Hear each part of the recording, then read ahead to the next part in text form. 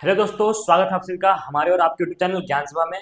तो आज आ गया है पार्ट 2 एनसीईआरटी सॉल्यूशन का, जिसमें हम लोग कर रहे हैं क्या, चैप्टर 5 अर्थमेटिक प्रोजेक्शन का क्वेश्चंस को हम लोग सॉल्व कर रहे हैं। कौन से क्वेश्चन इंपॉर्टेंट है एग्जाम के लिए, वो क्वेश्चन हम लोग देख रहे हैं। तो हम लोगों ने लास्ट वीडियो में मैंने आपको कुछ क्वेश्चन प्रैक्टिस करवाए थे और उसी का पार्ट 2 है ये। चलिए देखते हैं अब आगे क्या इंपॉर्टेंट क्वेश्चन है जो एग्जाम के लिए बहुत ही ज़्यादा जरूरी है, जो आपको पढ़ के जाना ही जाना है। तो आज का पहला क्वेश्चन जो मेरा है वो है, an AP consist of 50 terms of which third term is 12 and the last term is 106, find the 29th term. ये क्वेश्चन हमें क्या कह रहा है कि मेरे पास एक एपी है जिसमें टोटल 50 टर्म्स है, ठीक है। तो अगर इसको देखा जाए तो इसमें बोला है क्या, 50 टर्म्स है, इसका मतलब कि एन का वैल्यू मेरे पास कितना है, 50 है। Of which third term is 12, third term कितना है, 12 है। मतलब मेरे पास A3 दिया हुआ है कितना, 12, ठीक है। अभी मैं क्या कर रहा हूँ, जो जो गिवन है उसको लिख रहा हूँ, ठीक है। और द लास्ट टर्म यहाँ आपको दिख रहा होगा, द लास्ट टर्म इज 106। अब इस एपी में टोटल 50 टर्म है, तो जो मेरा लास्ट टर्म हुआ वो कितना हुआ, A50 हुआ। तो मेरा 50वां टर्म मेरा कितना दिया हुआ है, वो दिया हुआ मेरा 106। हमको बोला है फाइंड द 29th टर्म, हमको निकालना है A29 कितना होगा। तो ये जो था मेरा गिवन था, हमको फाइंड ये करना है ना। तो हम लोग देखेंगे तो मेरे पास A3 है, A50 है और हमको A29 निकालना है। तो आपको थोड़ा सोचना होगा कि A29 निकालने के लिए फॉर्मूला मेरे पास क्या है, A प्लस और इससे हम लोग एक कम लिखते हैं 28D। तो अगर मैं A निकाल लूं और D निकाल लूं तो हम लोग A29 निकाल सकते हैं। तो A और D हम लोग कैसे निकालेंगे, तो हमारे पास दो टर्म दिए हुए हैं A3 और A50, इन दोनों का यूज करके हम लोग A और D का वैल्यू निकालेंगे। तो हमारे पास क्या है, हमारे पास A3 कितना है, 12 है। और A3 को हम लोग क्या ले सकते हैं, A3 ले सकते हैं A प्लस 2D। तो ये मेरा कितना हो गया, 12। यहां से A50 मेरा कितना दिया हुआ, इसको इक्वेशन हम लोग 1 मान लेते हैं, ठीक है। इसको हम लोगों ने इक्वेशन 1 मान लिया। यहां पर हम लोगों का A50 है 106। तो A50 मेरा क्या हो गया, 106। तो यहां से A हो गया और 50 में से एक का मतलब 49, D इक्वल टू कितना हो गया, 106। इसको हम लोग मान लेते हैं इक्वेशन 2। अब जब हम इक्वेशन 1 में से इक्वेशन 2 हटाएंगे तो हमें क्या मिलेगा, जरा देखते हैं। सब्ट्रैक्ट इक्वेशन 2 फ्रॉम 1, तो हमें क्या मिलेगा, तो A plus 2D minus A plus 49D equal to 12 minus 106। तो यहां से A प्लस 2D हो गया, ये माइनस से माइनस 49D हो गया, इक्वल टू ये मेरा कितना हो गया, 94, माइनस 94 है ना, सॉरी। हाँ ठीक तो है। 106 में से 12 घटाएंगे तो माइनस 94 बचेगा। यहां से ये A और A कैंसिल हो गया, प्लस और माइनस, ठीक है। 49 में से 2 माइनस होगा तो कितना होगा, 47D इक्वल टू माइनस 94। यहां से माइनस माइनस कैंसिल हो गया, देन D इक्वल टू कितना हो गया, 94 अपॉन 47, ये मेरा कितना आ जाएगा, 2। तो D का वैल्यू मेरा कितना आ गया, 2 आ गया। अब हम लोग देखेंगे, अगर हम लोग D का वैल्यू को इन दोनों इक्वेशन में से किसी इक्वेशन में पुट करेंगे तो हम लोग को A का वैल्यू निकल जाएगा। तो मैं इक्वेशन 1 में पुट करता हूं, putting the value of D in equation 1। तो 1 में पुट करूंगा तो क्या होगा, A प्लस 2 मल्टीप्लाई D का वैल्यू कितना है, 2। A plus 2 multiply 2 equal to कितना हो गया, 12। तो A प्लस ये हो गया 4 इक्वल टू 12 और A इक्वल टू हो गया 12 माइनस 4, मतलब A इक्वल टू कितना आया, 8 आ गया, ठीक है। अब हमको A इक्वल टू 8 मिल गया, D इक्वल टू 2 मिल गया, तो हम लोग निकाल सकते हैं A29। तो यहां से A29 मेरा कितना हो जाएगा, A का वैल्यू मेरा 8 हो गया प्लस 28 मल्टीप्लाई और D का वैल्यू मेरा कितना हो गया, 2। तो यहाँ से हो गया 8 प्लस ये हो गया 56 और यहाँ से हो गया 64। तो A29 जो है, 29th टर्म जो है हमारा, वो क्या है, 24 है। तो मेरे ख्याल से इस 50 टर्म्स का कोई यूज नहीं हुआ, मतलब ये सिर्फ और सिर्फ बच्चों को गुमराह करने के लिए दिया गया था। तो ये था मेरा क्वेश्चन और ये बहुत ही मजेदार क्वेश्चन है और ये इंपॉर्टेंट भी है, ये एग्जाम में पूछ भी सकता है, इसलिए आप इसको अच्छे से प्रैक्टिस कर लें, है ना। चलिए अब हम लोग आते हैं नेक्स्ट क्वेश्चन में। तो हमारा नेक्स्ट क्वेश्चन देखते हैं हमारा क्या है। फॉर्मूला आप लोग अच्छे से याद रखिएगा, है ना। एन टर्म का फॉर्मूला अभी हम लोग इसके बाद हम लोग सम ऑफ एन टर्म भी करेंगे, उससे भी क्वेश्चंस आते हैं, है ना। चलिए तो आज का अगला क्वेश्चन क्या है मेरा next question. The 17th term of AP, question क्या है। The 17th term of an AP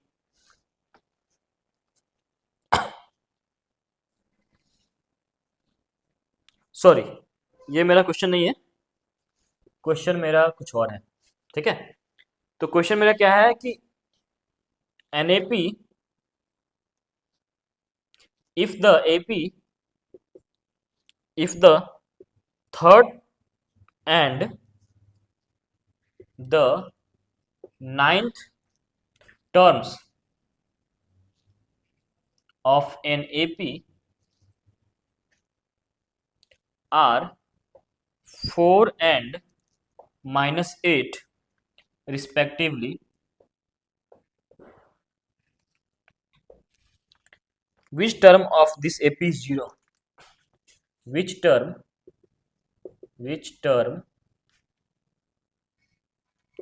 of this AP is 0? बहुत ही मजेदार क्वेश्चन है। क्वेश्चन क्या कर रहा है कि अगर थर्ड टर्म और नाइन्थ टर्म एपी का 4 एंड -8 है, तो आप बताइए कि इस एपी का कौन सा टर्म 0 होगा। तो गिवन क्या क्या है ये पहले हम लोग लिख लेते हैं। तो गिवन है थर्ड टर्म में कितना दिया हुआ है एपी का, 4 दिया हुआ है। तो A3 हम लोग क्या लिख लेंगे, 4। तो यहां से हम लोग बोल सकते हैं कि A+2D जो है वो कितना है, 4। इसको हम लोग मान लेते हैं इक्वेशन 1। नाइन्थ टर्म मेरा क्या है, A9 कितना है, नाइन टर्म है -8। तो यहां से हो जाएगा A+9 में से एक कम हो गया 8D इक्वल टू -8। इसको हम लोग मान लेते हैं इक्वेशन 2। अब इक्वेशन 1 और 2 को सॉल्व करते हैं। हम लोग क्या करेंगे, सब्ट्रैक्ट करेंगे, सब्ट्रैक्ट इक्वेशन 2 फ्रॉम इक्वेशन 1। तो हम लोग 1 में से 2 को हटाएंगे, तो ये हो गया A+2D माइनस A+8D और ये हो गया 4 -8। यहां से हो गया A+2D माइनस A -8D, ये हो गया 4 + 8। यहां से A कैंसिल हो गया, -8D में से 2D गया -6D और इधर मेरा हो गया कितना, 12। यहां से D इक्वल टू कितना हो जाएगा, -12/6 मतलब -2। ठीक है, D हमारा निकल गया -2। अब D का वैल्यू हम लोग किसी भी इक्वेशन में पुट करके हम लोग निकाल सकते हैं A का वैल्यू। तो हम लोग इक्वेशन 1 में पुट करते हैं, है ना। Putting the value of D in equation 1। तो मेरा इक्वेशन 1 क्या है, A+2 और D का वैल्यू कितना है, -2, हो गया -2 इक्वल टू कितना है, 4। तो यहां से A और ये प्लस माइनस माइनस हो गया, 2 टू 4 इक्वल टू 4। तो A इक्वल टू हो गया 4 + 4 मतलब 8। तो A का वैल्यू मेरा 8 आ गया। अब क्वेश्चन बोला है कि कौन सा टर्म AP का 0 होगा।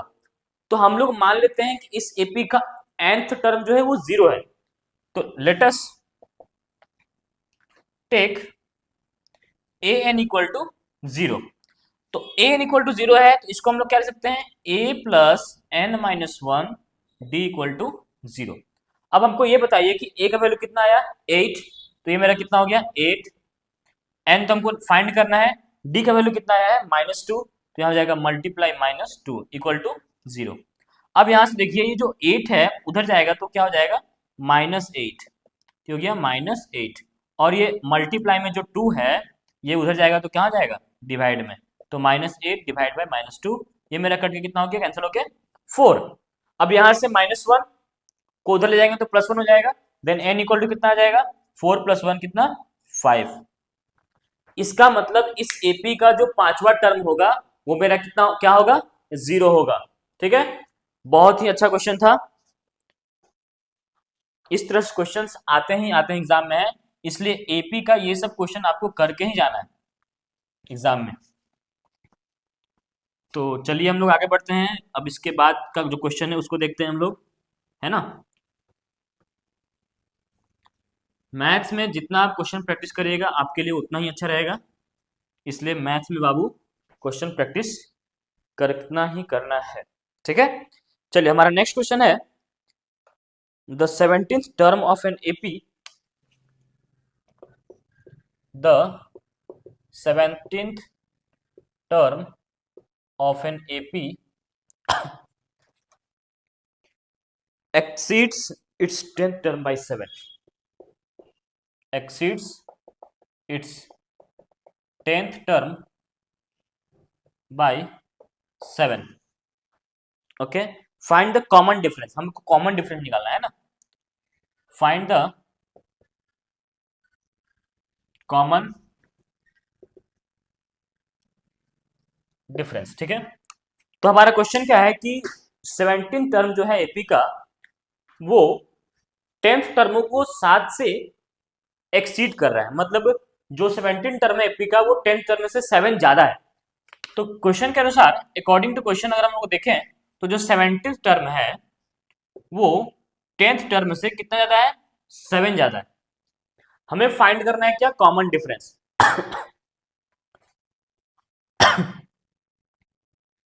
तो यहां से देखा जाए तो A17 को हम लोग क्या लिख सकते हैं, A प्लस 16D, और A10 को क्या लिख सकते हैं, A प्लस 9D, और ये मेरा क्या हो गया, प्लस 7। अगर आप देखें तो इन दोनों के साइड क्या है, LHS और RHS दोनों में A हमारा है, अगर हम दोनों तरफ -a कर देते हैं तो ये A और A मेरा कैंसिल हो जाएगा, मेरा इधर क्या बच जाएगा 16D, उधर हो जाएगा 9D प्लस 7। यहाँ से ये 16D हो गया और ये 9D इक्वल टू किधर लेकर आएंगे तो हो जाएगा -D minus 9D equal to 7। तो 16 में से 9 गया कितना बचेगा, 7, ये हो गया 7D equal to 7। D equal to कितना हो जाएगा, 7/7 कैंसिल हो कितना हो गया 1। मेरा आंसर कितना आ गया, D इक्वल टू 1। तो इस क्वेश्चन में क्या फाइंड करना था, फाइंड द कॉमन डिफरेंस, और कॉमन डिफरेंस मेरा कितना आया है, 1 आया है। तो ये बहुत ही छोटा सा क्वेश्चन था, 2 मार्क्स में ये पूछ सकता है, ठीक है। अब हम लोग आते हैं नेक्स्ट क्वेश्चन में और देखते हैं हम लोगों का अगला क्वेश्चन क्या है।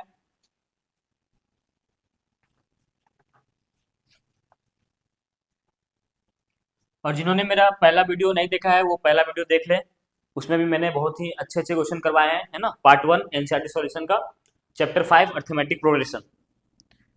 चलिए हम लोग नेक्स्ट क्वेश्चन में आते हैं, which term of the AP, question है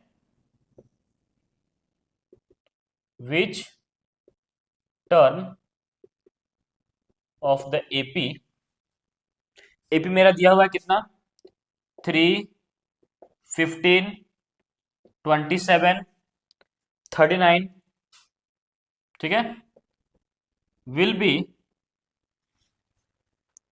132 more than its 54 term, 132 more than its 54th term, ठीक है। तो ये है क्वेश्चन, और ये क्वेश्चन कुछ इसके पहले जो क्वेश्चन मैंने करवाया उसके जैसा कुछ मिलता जुलता है थोड़ा बहुत, इसलिए हम लोग इसको ध्यान से देखेंगे और इसको सॉल्व करेंगे, इसमें ज्यादा दिक्कत नहीं होगा, बस थोड़ा सा आपको दिमाग लगाना है। क्या है, पूछा क्या है कि इस एपी का कौन सा टर्म जो है वो 132 ज्यादा होगा 54 टर्म से। अगर हम मान लेते हैं कि जो इसका nth टर्म है, हम अगर इसको मान लिए कि जो इसका nth टर्म है वो 54th टर्म से, ठीक है, कितना ज्यादा है, 132 ज्यादा है, ठीक है। क्वेश्चन क्या बोला कि वो कौन सा टर्म है जो इस एपी के 54th टर्म से 132 ज्यादा होगा। तो हम मान लेते हैं कि जो nth टर्म है मेरा वो 54th यानी कि 54th टर्म जो है वो उससे 132 ज्यादा है। तो यहां से अगर इसको हम लोग सॉल्व करते हैं, अच्छा एपी मेरा दिया हुआ, तो एपी अगर दिया हुआ है तो एपी में क्या क्या मेरे पास है, मेरे पास फर्स्ट टर्म है कितना 3, मेरे पास कॉमन डिफरेंस कितना हो जाएगा, तो 15 माइनस 3 कितना हो गया 12, ठीक है। ये दो चीज मेरे पास है और एक ये गिवन है। तो यहां से अगर हम लोग an को लिखें तो हम लोग क्या लिख सकते हैं a plus N minus one D, और हमें इसी n का वैल्यू फाइंड करना है। A54 को देखा जाए तो हम लोग इसको कह सकते हैं a प्लस और इसमें से एक कम हो जाएगा 53d, और ये हो गया मेरा क्या 132। अब हम लोग सारे वैल्यूज को a और d का वैल्यूज को हम लोग इस इक्वेशन में पुट करेंगे, फिर देखते हैं क्या होगा। अच्छा, आपको एक चीज दिख रहा होगा, दोनों LHS और RHS में दोनों साइड आपको a दिख रहा है, तो अगर हम लोग दोनों साइड माइनस a कर देंगे तो वो मेरा कैंसिल हो जाएगा ना, तो हम लोग यहाँ से a हटा देते हैं। अब यहाँ से देखिए n माइनस वन और d का वैल्यू मेरा कितना है, d का वैल्यू मेरा कितना है 12, तो ये मैंने रख दिया यहाँ पर 12, ये हो गया मेरा कितना 53d, तो 53 मल्टीप्लाई 12 प्लस 132, ठीक है। इसको हम लोग ऐसे भी कर सकते हैं या फिर हम लोग इसको ऐसे कर लेते हैं, है ना। हम लोग पहले d को सॉल्व कर लेते हैं, तो एक काम करते हैं, हम लोग क्या करते हैं, इसको मल्टीप्लाई कर देते हैं, n इंटू डी माइनस ये हो जाएगा 1d इक्वल टू इधर हो गया 53d प्लस 132। अब मेरा देखिए यहाँ पर d का वैल्यू कितना है 12, तो ये मेरा हो गया 12n, और ये माइनस डी अगर उधर चला जाएगा तो प्लस डी हो जाएगा, और 53 प्लस 1 कितना हो गया 54d, और d का वैल्यू मेरा कितना है 12, और ये गया प्लस 132, यहाँ से हो गया 12n, और अगर मैं यहाँ से इसको मल्टीप्लाई कर दूं तो 12 चौक 48 का 8 हाथ में 4, 12 पच्चीस 60 और 4 64, और ये 132, तो यहाँ से मेरा कितना हो जाएगा 8 तो 10 का 0 कैरी 1 4 3 7 और 1 8 और 6 1 7, ठीक है। और जब मैं यहाँ से इसको इधर लेके जाऊंगा तो ये हो जाएगा 780 डिवाइड बाई 12, और ये मेरा कितना बार में कट जाएगा, तो 12 छक 72 6 12 पच्चीस 60, तो मेरा n इक्वल टू कितना आ गया, n इक्वल टू मेरा कितना आ गया 65। इसका मतलब ये हुआ कि जो मेरा 65th टर्म है, 65वां टर्म जो होगा वो जो 54 टर्म है उससे 132 ज्यादा होगा।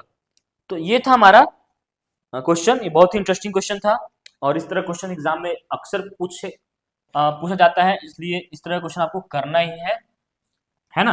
एपी बहुत ही मजेदार चैप्टर है, अगर आप इसको मजा लेके पढ़ोगे तो आपको बहुत मजा आएगा। इसमें कुछ है नहीं, बस 2-3 फॉर्मूला है, कुछ कॉन्सेप्ट्स हैं, उसके बाद सारे क्वेश्चंस बहुत ही आसानी से सॉल्व हो जाते हैं, ठीक है। चलिए नेक्स्ट क्वेश्चन देखते हैं। 2 एपीज, नेक्स्ट क्वेश्चन क्या है कि how many 3 digits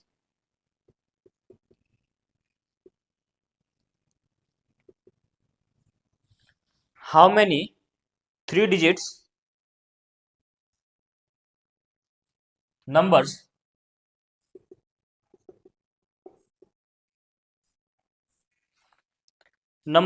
are divisible by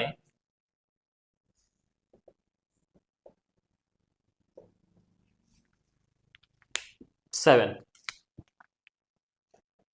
ठीक है। कितने नंबर ऐसे हैं 3 डिजिट के जो 7 से डिविजिबल है। तो सबसे पहले तो आपको देखना होगा कि 3 डिजिट का नंबर स्टार्ट कहां से होता है, तो 3 डिजिट का नंबर 100 से स्टार्ट होता है, बट क्या 100 7 से डिविजिबल है, हम लोग उसको चेक करेंगे 7 से डिवाइड देकर। तो हम लोग 7 से इसको डिवाइड देंगे तो देखते हैं कितना आता है, 7 1 जा 7 3 0 7 4 जा 28, ये डिविजिबल नहीं है, यहाँ 2 बच जा रहा है जो नहीं बचना चाहिए था। तो हम लोग क्या करेंगे, हम लोग 7 में से 2 माइनस करेंगे, कितना बचा 5, और 5 को हम लोग इसमें डिविडेंड में ऐड कर देंगे तो 105 हो गया। मतलब कि जो हमारा 3 डिजिट का नंबर है वो सबसे छोटा नंबर है 105 जो 7 से डिविजिबल होगा। अब हम लोग देखते हैं 3 डिजिट का सबसे बड़ा नंबर कौन सा होता है, तो 3 डिजिट का सबसे बड़ा नंबर होता है 999। क्या ये 7 से डिविजिबल है, चलिए इसको चेक करते हैं। तो चेक करने का सबसे अच्छा तरीका है कि बड़े नंबर को डिवाइड करिए उस नंबर से जिस नंबर से चेक करना है। तो 7 1 जा 7 2 9, 7 4 जा 28 1 9, और 7 2 जा 14, ये मेरा 5 हो गया। अब चूंकि यहाँ पर 5 रिमाइंडर बच गया है जबकि रिमाइंडर 0 बचना चाहिए था, तो हम लोग क्या करेंगे, इस 5 को इसमें से सेपरेट कर देंगे, 999 में से 5 सेपरेट कर देंगे, मेरा कितना हो जाएगा 994। मतलब वो सबसे बड़ा नंबर जो 7 से डिविजिबल है वो है मेरा 994। अब यहां से आपको दिखेगा, अब ये चूंकि 7 डिविजन का बात कर रहा है तो इसके बाद जो नंबर आने वाला है इसमें 7 जोड़ देंगे, है ना, तो ये जाएगा 112, इस तरह से 119, इस तरह से ये चलते जाएगा, और लास्ट टर्म मेरा क्या होगा 994। अब हमें एक एपी मिल गया जिसका फर्स्ट टर्म कितना है 105 और कॉमन डिफरेंस कितना है 7। और इस एपी को देखिए ध्यान से, तो इसका लास्ट टर्म भी हमको दिख रहा है 994। दैट मीन्स कि ये एपी जो है वो कैसा एपी है, फाइनाइट एपी है। तो हम लोग पता लगाएंगे कि ये जो लास्ट टर्म है ये कौन से पोजीशन पर है। तो हम लोग मान लेंगे कि जो nth टर्म है वही है मेरा कितना 994। ठीक है, अब यहां से ये n टर्म का ये फॉर्मूला हमारे पास है a plus n minus one D equal to 994। अब यहां से मेरा देखिए a कितना है, तो a होता है फर्स्ट टर्म मेरा कितना है 105 प्लस ये हो गया n माइनस वन, और d कितना आएगा, d तो मेरा ही होगा ना, डिविजन बाई 7 तो 7 होगा, तो हो गया 7 इक्वल टू 994। ये 105 को हम लोग उधर ले जाएंगे तो माइनस हो जाएगा, तो ये मेरा कितना हो जाएगा माइनस 994 माइनस 105। तो यहाँ से 14 में से 5 गया 9 और 8, ये हो गया 8, 9 में से 1 गया, ये हो गया 8। यहाँ से हो गया n माइनस वन मल्टीप्लाई 7, और ये 7 जाएगा इधर डिवाइड में। जब इसको हम लोग डिवाइड देंगे तो 7 1 जा 7 और 18, 7 2 जा 14 और 4 7 7 जा 49। तो यहाँ से n minus one equal to कितना आ गया 127, और माइनस वन उधर जाएगा तो क्या हो जाएगा n इक्वल टू 128। इसका मतलब कि 3 डिजिट के टोटल 128 नंबर ऐसे हैं जो 7 से डिवाइड हो जाएंगे। स्टार्ट होता है 105 से और खत्म होता है 994 पर। ठीक है, उम्मीद है कि आपको सारे क्वेश्चंस बहुत अच्छे से समझ में आए होंगे, और नेक्स्ट पार्ट में मैं और भी कुछ इंपॉर्टेंट क्वेश्चन एपी के लेकर आऊंगा। तो नेक्स्ट पार्ट में नेक्स्ट वीडियो जरूर देखें। अभी के लिए बस इतना ही, मिलते हैं अगले वीडियो में। धन्यवाद।